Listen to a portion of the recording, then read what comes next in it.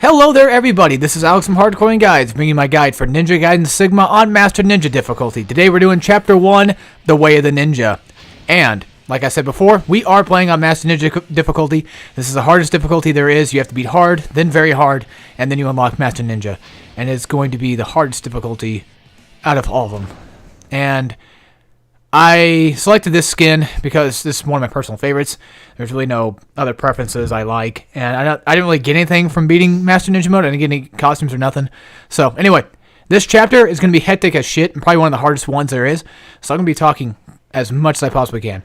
So this first enemy is relatively easy to take out. Now here's the thing with him is with him, like if you start the game normally, like you do new game and all that, he will actually sometimes dodge your charge attack, your blue UT.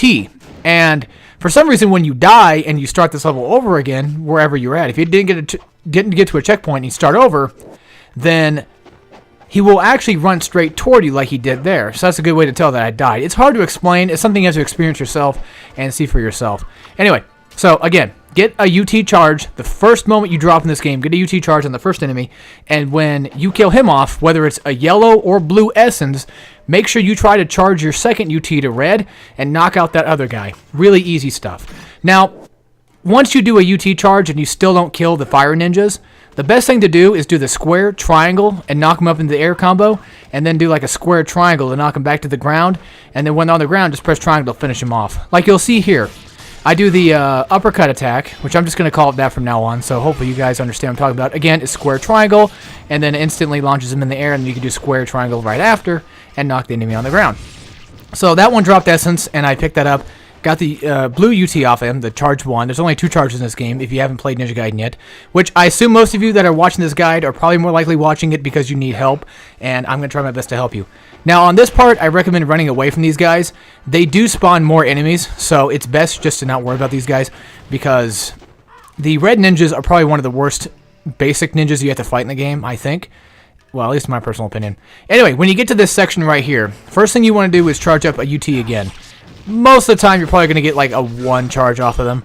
Just a regular blue charge. Now, one good thing to do is, well, you can do that too. One good idea is to run toward the fence. Like, as soon as you pop in the hole, stay toward the fence. That way, when the ninjas start running out in the cutscene, they'll actually be in a line. That way, you can hit both of them at the same time with the same UT. Pretty much knocking off half their health. Now, this is going to be a trick I'm going to use throughout the game a lot. It's what I'm going to call the, well, I call it the slam attack, but it's more like the wall jump attack. So basically what I'm doing is I'm jumping on the wall, as you can tell, and I'm waiting like almost like half a second to press the triangle button afterward. That way it kind of delays the enemies a little bit, because sometimes they'll attack you, or, you know, they'll start like, you know, trying out combos when you're not even on the ground, and they'll basically try to, you know, read you. And what you do to them is you delay that for a little bit, and then you slam on the ground, and most of the time you'll actually get a hit. Like you see right there, that guy was jumping toward me, but I delayed the attack long enough that I can still hit him. Now, this is going to be really effective against Mirai, who is the first boss of this game, and you'll see me use that quite a bit on him. And then you'll see me use this attack multiple times throughout this playthrough, because this ability right here just saves you a lot of trouble. It really does. So it might seem cheap, and it might seem like I'm spamming it, which I am, and it is completely cheap, but this is Master Ninja mode on Ninja Gaiden Sigma. So we're gonna do everything in the book that we can to basically beat the game. I mean, don't get me wrong, I highly, highly respect the game. I love the game now. I mean, at first I was always kind of half and half about it. Like, sometimes I'm like, nah, I don't really care for that much.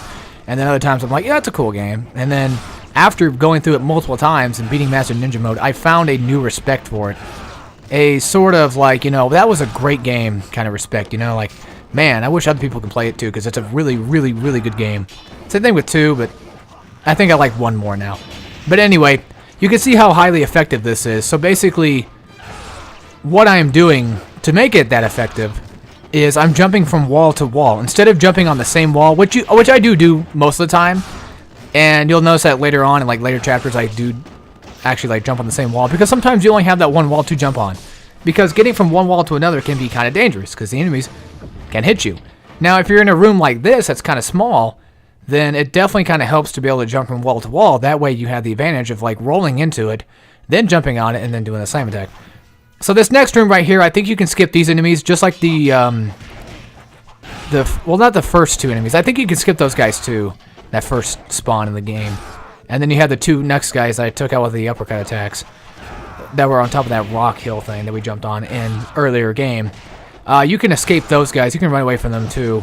And these guys, I think if you run away from them one time, I think they despawn, and then I think they respawn again later as another fight. Because like once we come back here later, I think they respawn again just for that fight. So you take them out once, and I think they're out for a little while.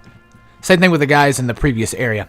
Now, we do have the Lives of 1,000 Gods, and I would recommend using it once you get to the save point, which from now on, I'm probably going to call it checkpoint and or save point.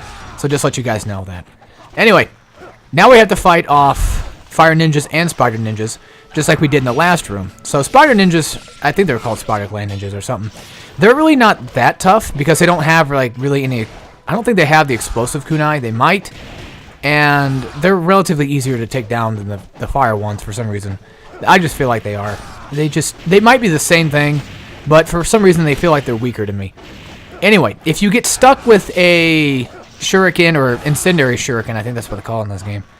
If you get stuck with one of those, bomb knives, I should say, the best thing to do is, if you got the timing down for it, immediately dodge as soon as it explodes, and you'll basically take no damage from it. And there are times where if you are stuck with it and you're jumping on a wall and doing the slam attack off of it, it will actually count as iframes, and you will not get hit. So try to learn the iframes in this game. They're not that hard to figure out for the most part. I mean, you have the slamming attack, and then you have the Azuna drop, which gives you a ton of iframes. You're basically invincible throughout the entire attack, almost. Except when you knock them in the air, when you're comboing in the air, no. But once you grab them and you go for the slam attack, then yes. So anyway, we now have the Flying Swallow, which I'm going to utilize quite a bit, but not in this chapter as much, because I think it's a lot more dangerous in this chapter. And I'll let you know when I think the Flying Swallow is really, really useful, and like which enemies they are useful for and which are not.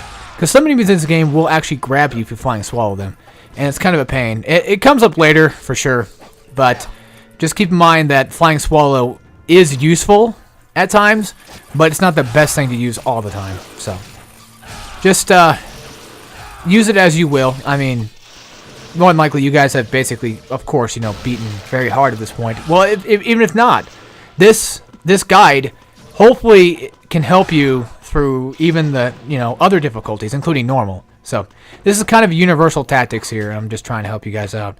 Anyway, I killed that bat, and I got the essence charge off of it, which you don't have to do. I mean, these guys are relatively easy. Just do the uppercut attack, and you're pretty much fine.